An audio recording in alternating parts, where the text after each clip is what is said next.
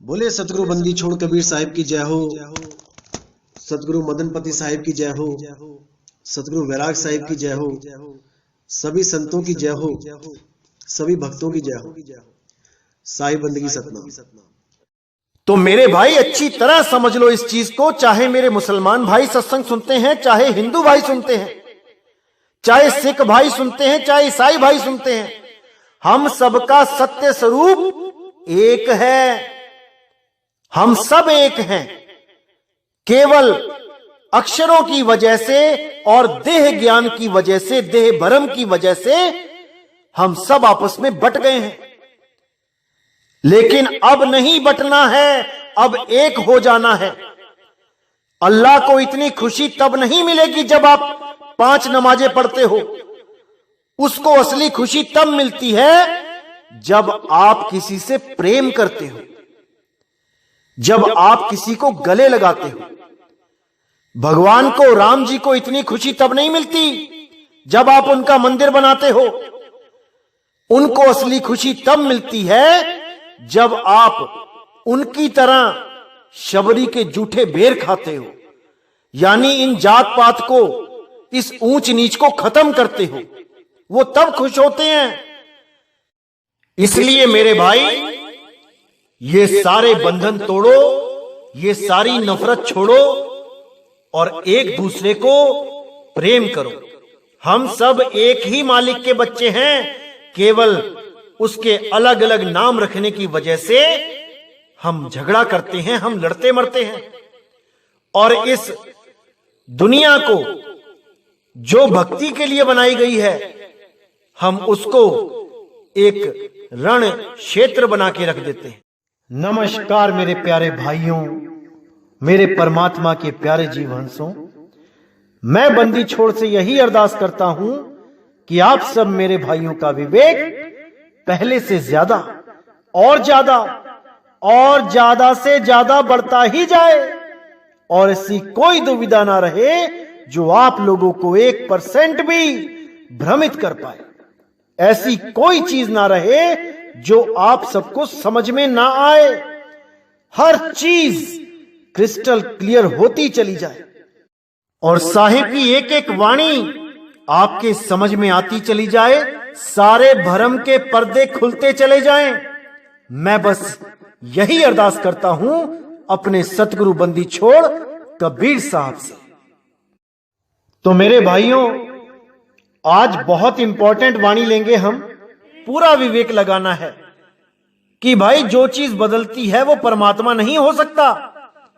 परमात्मा एक रस होता है, वो अखंड होता है। इसीलिए बोला कि नहीं कबीर नहीं धर्मदासा, अक्षर एक सकल घटवासा। यानी शरीरों को और नामों को, दोनों को खंडन कर दिया यहां पे, क्योंकि कबीर साहब का भी शरीर बदला है। यहां पे बच्चे के रूप में आए, फिर थोड़े बड़े हुए, फिर जवान हुए, फिर बूढ़े होके चले गए। तो उन्होंने भी यहां बताया कि शरीरों का ध्यान नहीं करना है, शरीरों के चक्कर में नहीं पड़ना है। वही हाल धर्मदास जी का था। जब यहां पैदा हुए तो बच्चे थे, फिर बड़े हुए, फिर और बड़े हुए, बूढ़े हो गए। तो यहां बिल्कुल शरीरों से अलग कर दिया गया कि नहीं कबीर नहीं धर्मदासा, अक्षर एक सकल घटवासा। उस एक अक्षर अविनाशी को जानो जो सकल घट में वास कर रहा है, हर आत्म घट में विराजमान है। अब आगे कहते हैं, सत्य पुरुष वाही सो कहिए, आदि अंत अक्षर गह रहिए। कि तुम सत्य पुरुष उसी को मानो, उसी आदि अक्षर को। आदि अंत अक्षर गह रहिए, उसी आदि अक्षर का सिमरण करो। अंत समय में उस आदि अक्षर का ध्यान करो, तो तुम सदा सदा के लिए उस आदि अक्षर में, उस सत्य नाम में, उस सत्य शब्द में समा जाओगे। फिर तुम्हारा आना जाना सदा के लिए खत्म हो जाएगा। साफ बोल दिया कि अक्षर मूल और सब डारा। वो मूल अक्षर है, सबका मूल, वो आदि अक्षर। ये 52 अक्षर नहीं है जो इंसानों ने बनाए हैं। वो आदि अक्षर सबका मूल है। क्या हिंदू, क्या मुसलमान, क्या सिख, क्या पारसी, सबका वो मूल आदि अक्षर है। और शाख रमैनी पत्र पसारा, यानी ये जितनी भी रमैनियां हैं, जितने भी ग्रंथ हैं, ये उसकी शाखा और पत्र यानी कि पत्ते हैं। मूल क्या है? वो आदि अक्षर। साहिब ने यहां बोला कि जो मैंने ये सारा ज्ञान सुनाया कथा के रूप में, वो केवल उस आदि अक्षर को समझाने के लिए बताया, क्योंकि मेरा असली स्वरूप आदि अक्षर है। मेरा स्वरूप देह स्वरूप नहीं है। देह तो मैं धारण करके आता हूं तुम लोगों को समझाने के लिए, और जब तुमको समझा के मैं चला जाता हूं तो मैं फिर से उस विदेही स्वरूप में आ जाता हूं, जिसको अखंड नाद सार शब्द बोला गया है, जिसको शब्द गुरु बोला गया है। उसी के लिए साहिब ने बोला, हम हैं शब्द, शब्द हम माही, और हमसे भिन्न और कछु नहीं, कि मेरा असली स्वरूप शब्द है, और देह तो केवल तुम्हें समझाने के लिए धारण की जाती है। असल में मैं विदेही हूं, विदेही।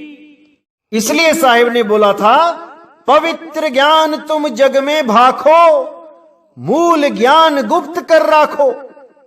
यानी ये कहानी ज्ञान तुम बताओ दुनिया में, लोगों को बताओ काल के बारे में, त्रिगुण के बारे में, माया के बारे में और कबीर के बारे में, ताकि कम से कम लोगों को कबीर के नाम से तो प्रेम हो, कबीर साहिब से तो प्रेम हो।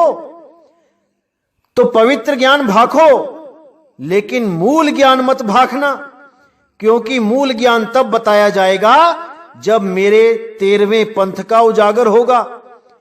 पूरी दुनिया में उस मूल ज्ञान का डंका बजेगा जब सही समय आएगा। और सही समय कब आएगा? जब 12वें पंथ का नाश हो जाएगा। तो आपको मैंने जैसे बताया कि 12वें पंथ का नाश कब हुआ? 11 अक्टूबर 2018 को। और 13वें पंथ का उजागर कब हुआ? 13 अक्टूबर 2018 को। और तब से ये पूरे विश्व में मूल ज्ञान का डंका बजा रहा है। बहुत से देशों से फोन आते हैं, अलग अलग पंथों के लोगों के फोन आते हैं, क्योंकि इस पंथ में कबीर साहब का वचन है कि इस पंथ में सब पंथ समा जाएंगे। जो भी इस सत्य ज्ञान को समझेगा वो इस सत्य से अलग नहीं रह पाएगा। वो सब पंथों को छोड़ के, वो सब धर्मों को छोड़ के, वो सब जात पात को छोड़ के इस पंथ में समा जाएगा और सत्य को प्राप्त कर लेगा।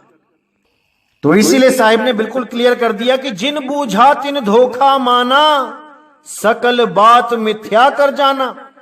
यानी जितनी भी ये 52 अक्षरियों की कहानी है, जितने भी 52 अक्षरों के नाम हैं, जितना भी ये देह का ज्ञान है, ये सबको मिथ्या जानो, सब बात को मिथ्या जानो।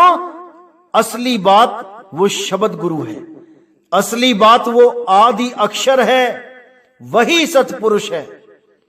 तो आगे कहते हैं, कहें कबीर ये मन ही है, मन का सकल पसार, चीन ये मन कह बूझिया, आवा गमन निवार। तो साहिब कहते हैं ये 5 तत्व 25 प्रकृति मन माया त्रिगुण, ये सब मन ही है, ये 52 अक्षर मन ही है। मन का सकल पसार, ये 3 लोक मन ही है, सब कुछ ये मन ही है। इसी मन में तुम उलझ गए हो, सूरत रूप तुम्हारी इसी मन में उलझी है। तुमने इसी सूरत को इस मन के पंजे से आजाद करना है। चीन ये मन कह बूझिया, आवागमन निवार। कह रहे चीन्हो कि ये मन कहां है, इसको बूझो। अगर इसको बूझ लिया तो समझो आवागमन निवार, तुम्हारा आना और जाना सदा के लिए खत्म हो जाएगा। लेकिन बिना मन को बूझे उसे नहीं मार सकते। जब तक दुश्मन का पता ना हो उसको खत्म नहीं कर सकते। इसीलिए साहिब ने बोला, मन को मार गगन चढ़ जाई, मान सरोवर पैठ नहाई। कि जब तक इस मन को चीनोगे नहीं, जब तक काल को जानोगे नहीं, काल के सिर पे पैर कभी नहीं रख सकते। पहले तुम्हें काल को समझना पड़ेगा, काल है क्या। उसके बाद उस काल के सिर पे पैर रखना पड़ेगा और तभी तुम्हारी मुक्ति होगी, अन्यथा नहीं होगी। इसीलिए साहिब ने बोला, काल के माथे पांव दे सतगुरु के उपदेश, साहिब बाह पकड़ के ले चले अपने देश। कि वो अपने देश अपने सत्य स्वरूप में तुम्हें स्थित कर लेगा, लेकिन तुम्हें काल के सिर पे पांव रखना ही पड़ेगा और कोई चारा नहीं मेरे भाई। लेकिन दुनिया इस काल से प्रेम करने में लगी है, सिर के ऊपर पैर कैसे रखेगी भाई, नहीं रख पाएगी। तो वही बिरला हंस काल के सिर पे पैर रख पाएगा जो गुरु की आज्ञा में चलेगा, जो शब्द गुरु से प्रेम करेगा, जो शब्द गुरु के लिए दिन रात जगेगा, हमेशा उसका चिंतन करेगा। केवल वही जीव इस भव बंधन से मुक्त हो पाएगा, अन्यथा सब यहीं आते जाते रहेंगे। इसलिए मेरे भाई, केवल और केवल शब्द गुरु की शरण में आ जाओ, केवल उस बंदी छोड़ की शरण में जाओ, तब बात बनेगी मेरे भाई, तब बात बनेगी। इसीलिए साहिब ने बोला, देही को सतगुरु कहे, यह है धूंधर ज्ञान, चार दागिया वे नहीं, वाको सतगुरु जान। गरीबदास जी महाराज ने तो कोई कसर ही नहीं छोड़ी।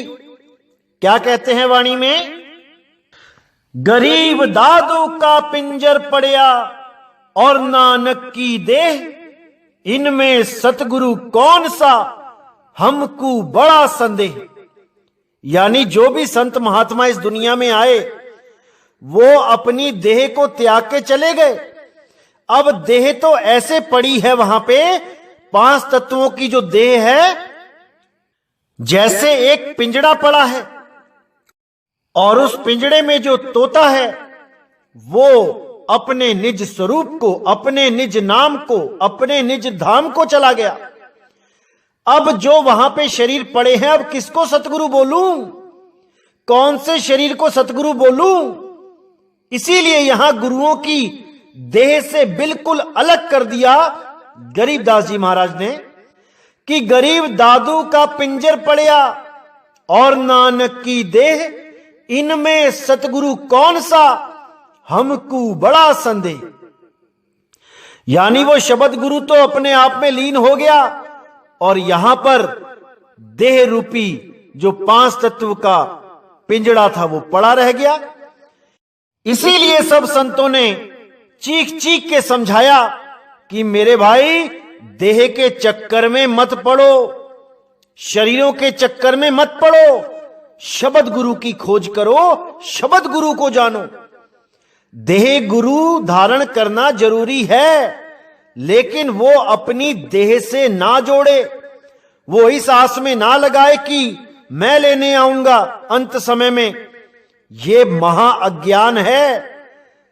देही गुरु ऐसा होना चाहिए जो शब्द के साथ जोड़े, आपकी सूरत को शब्द में लीन करना सिखाए, तब समझ जाना कि आपको सतगुरु मिल गया।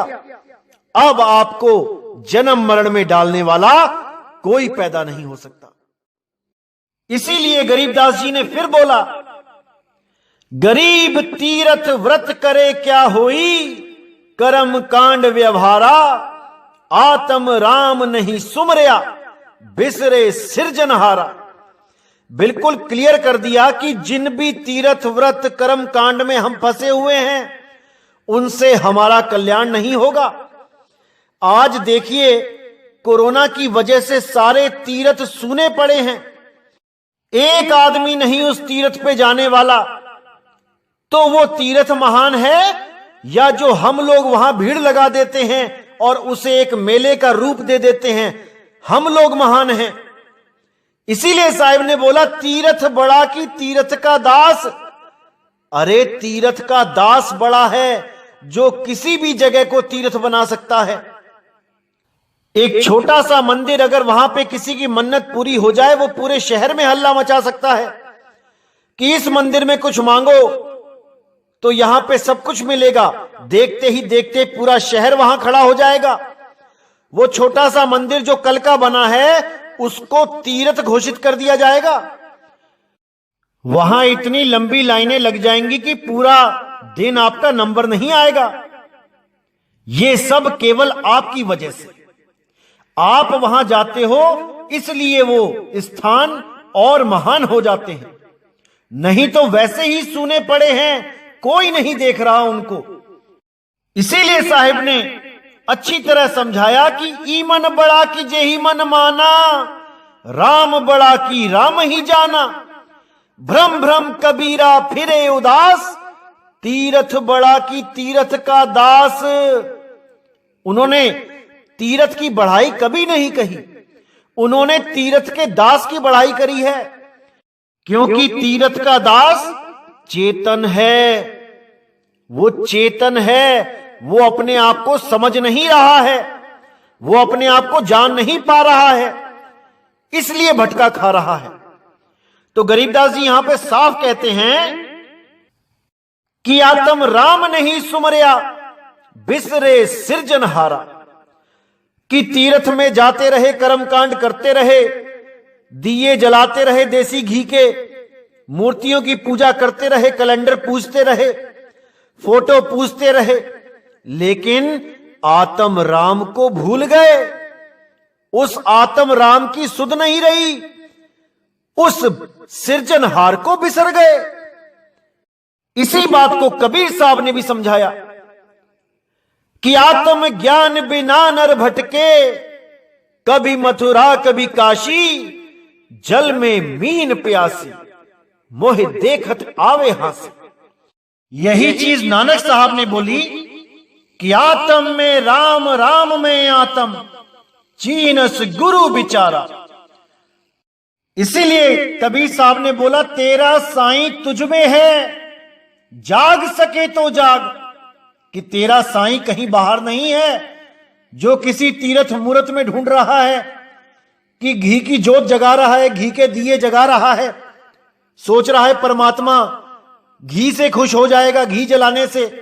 अरे नहीं भाई, परमात्मा आपके भाव देखता है, आपके भाव कैसे हैं। गरीबदास जी ने तो यहां तक कह दिया, गरीब ब्रह्म कहो अविगत कहो, करता कहो करीम, कादर बेपरवाह है, रमता राम रहीम। यहां गरीबदास जी साफ कहते हैं कि ब्रह्म कहो अविगत कहो, करता कहो करीम। उस परमात्मा को आप किसी भी नाम से पुकारो, उससे कोई फर्क नहीं पड़ता।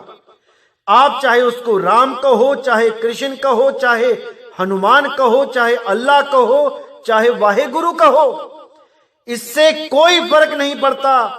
चाहे जीसस कहो, चाहे बुद्ध कहो, चाहे जैन कहो, इससे कोई फर्क नहीं पड़ता, उसको इससे कोई मतलब नहीं। वो तो सब पे दयाल है, सबको ताकत दे रहा है, सबको पानी खाना सब दे रहा है, सब कुछ सबको मिल रहा है। वो कभी किसी में भेदभाव नहीं करता। आज हम सोचते हैं कि हमारे देश में केवल हिंदू रहें, मुसलमान भाग जाएं, या मुसलमान सोचते हैं कि हमारा देश मुस्लिम राज्य घोषित हो जाए, हिंदू भाग जाएं। अरे इससे कोई फर्क नहीं पड़ता उसको कि कौन कहां पे है, कितनी आबादी में है, कौन सा देश, कौन सा राज्य, कौन से धर्म से लिंक है। वो तो सबको एक दृष्टि से देखता है। अगर अल्लाह केवल मुसलमानों का होता तो क्या एक भी हिंदू, एक भी क्रिश्चियन इस दुनिया में जी पाता? क्या कोई भी सरवाइव कर पाता इस दुनिया में?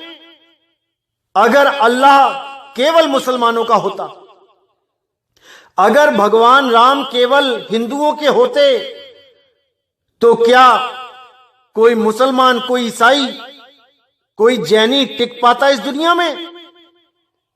क्या वो सबको खत्म नहीं कर सकते थे?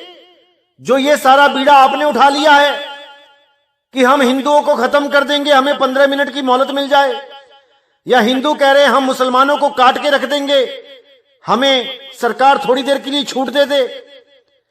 अरे मेरे भाई, हम यहां पे जीने आए हैं, बंदगी करने आए हैं। हमें यह मानुष चोला इसलिए दिया गया है ताकि हम इस चोले में रह के उस परम पिता परमात्मा को प्राप्त कर सकें, उस अल्लाह को, उस वाहे गुरु को प्राप्त कर सकें, ना कि अपने ही द्वारा बनाए गए चंद अक्षरों का सहारा लेके उसके नाम पे लड़ते रहें। अरे जब इंसान को पढ़ना लिखना भी नहीं आता था, कोई अक्षर नहीं था इस दुनिया में, कोई भाषा नहीं थी, तब कहां थे तुम्हारे धर्म, कहां थे तुम्हारे भगवानों के नाम, कहां थे तुम्हारे अल्लाह वाहेगुरु के नाम? ये नाम इंसान ने बनाए हैं, समझ जाओ इस बात को। इंसानों ने अक्षरों की खोज करी, अक्षरों के द्वारा ही अक्षरों को जोड़ जोड़ के शब्द बनाए गए, शब्दों से ही दुनिया भर के नाम बनाए गए, धर्मों के नाम, जात के नाम, आदमी औरत के नाम, जानवरों के नाम, पेड़ पौधों के नाम, ये सब इंसानों ने बनाए हैं। और इन्हीं नामों के चक्कर में आज ये अपने ही भाइयों का दुश्मन हो गया है। वो मुसलमान हिंदू को देख के राजी नहीं है, हिंदू मुसलमान को देख के राजी नहीं है, केवल नाम की वजह से कि वो उस शक्ति को, उस परमपिता को अल्लाह कह के याद कर रहे हैं, और हिंदू उस परमपिता को राम कह के, कृष्ण कह के याद कर रहे हैं, और कबीरपंथी उसको कबीर कह के याद कर रहे हैं। लेकिन सबके सब अक्षरों में ही उलझे हैं। कबीर साहब ने तो निबेड़ा ही कर दिया। राम कबीरा एक हैं, कृष्ण करीमा एक हैं, गहन सुनन में दो, और दो करके वो जानते जिन्हें सतगुरु मिला ना हो। वो लोग दो करके झगड़ा करते हैं, लड़ाई करते हैं, जिनको सतगुरु ना मिला हो। जब सतगुरु मिल जाता है तो वो शरीरों के भेद को खत्म कर देता है। शरीर को हटा दो तो क्या बचा? अरे सब आत्मदेव ही तो हैं। अब करना क्या है? अपने आत्मदेव को पहचानना है, अपने सत्य स्वरूप को पहचानना है। अपने सत्य स्वरूप को त्याग के जब हम इस देश रूप में आए तो हम अलग अलग दिखाई देने लगे, और अगर दोबारा हम अपने स्वरूप को प्राप्त कर लें तो हम सब एक हो जाएंगे, एक स्वरूप हो जाएंगे। इसीलिए कबीर साहब ने भी बोला कि नहीं कबीर नहीं धर्मदासा, अक्षर एक सब घट ही निवासा। कि वहां कबीर और धर्मदास का भी भेद खत्म हो जाता है। उस अवस्था को प्राप्त करके हम सब एक हो जाते हैं, अलग अलग नहीं रहते, कोई देह बंधन नहीं रहता। वहां पे कौन कबीर, कौन धर्मदास, कौन नानक, कौन दादू पलटू भीखा, कौन रविदास, कौन, कोई अलग नहीं रहता। वो सब एक स्वरूप हो जाते हैं, वो परमात्म स्वरूप हो जाते हैं। इसीलिए बाबा नानक को परमात्मा कहते हैं, रविदास जी को परमात्मा कहते हैं, कबीर साहब को परमात्मा कहते हैं। वहां भेद नहीं रह जाता कोई भी। तो मेरे भाई अच्छी तरह समझ लो इस चीज को। चाहे मेरे मुसलमान भाई सत्संग सुनते हैं, चाहे हिंदू भाई सुनते हैं, चाहे सिख भाई सुनते हैं, चाहे ईसाई भाई सुनते हैं, हम सबका सत्य स्वरूप एक है। हम सब एक हैं। केवल अक्षरों की वजह से और देह ज्ञान की वजह से, देह भरम की वजह से हम सब आपस में बट गए हैं। लेकिन अब नहीं बटना है, अब एक हो जाना है। अल्लाह को इतनी खुशी तब नहीं मिलेगी जब आप 5 नमाजें पढ़ते हो। उसको असली खुशी तब मिलती है जब आप किसी से प्रेम करते हो, जब आप किसी को गले लगाते हो। भगवान को, राम जी को इतनी खुशी तब नहीं मिलती जब आप उनका मंदिर बनाते हो। उनको असली खुशी तब मिलती है जब आप उनकी तरह शबरी के जूठे बेर खाते हो, यानी इन जात पात को, इस ऊंच नीच को खत्म करते हो। वो तब खुश होते हैं। इसलिए मेरे भाई, ये सारे बंधन तोड़ो, ये सारी नफरत छोड़ो और एक दूसरे को प्रेम करो। हम सब एक ही मालिक के बच्चे हैं, केवल उसके अलग अलग नाम रखने की वजह से हम झगड़ा करते हैं, हम लड़ते मरते हैं। और इस दुनिया को जो भक्ति के लिए बनाई गई है, हम उसको एक रण क्षेत्र बना के रख देते हैं, एक युद्ध का मैदान बना के रख देते हैं। तो मेरे भाई, पूरा विवेक लगाना है, हर बात को समझना है गहराई से, और अगर गहराई से समझ लिया तो कोई भी तुम्हें मूर्ख नहीं बना पाएगा। अपने विवेक को हमेशा जागृत रखो तो आप कभी धोखा नहीं खाओगे। हमने सारे विश्व को एक करना है, पूरे विश्व को एक प्रेम के बंधन में बांधना है। इसलिए सबसे पहले शुरुआत हमें अपने ही घर से करनी है, अपने ही देश से करनी है। तो मेरे भाइयों, नफरत के बीज को खत्म करो और सबसे प्रेम करो। इसी के साथ मैं विदा चाहूंगा। जय गुरु बंदी छोड़ वैराग साहिब, जय गुरु बंदी छोड़ साधु शरण साहिब, जय गुरु बंदी छोड़ बाबा नानक साहिब, गुरु अंगद देव साहिब, बाबा धर्मदास साहिब, बाबा रविदास साहिब, मेरे सभी संत। जय जय सतगुरु बंदी छोड़ सतगुरु सत्य कबीर साहिब की सदा ही जय हो, सदा ही जय हो। मेरे मालिक की साहिब बंदगी सतनाम।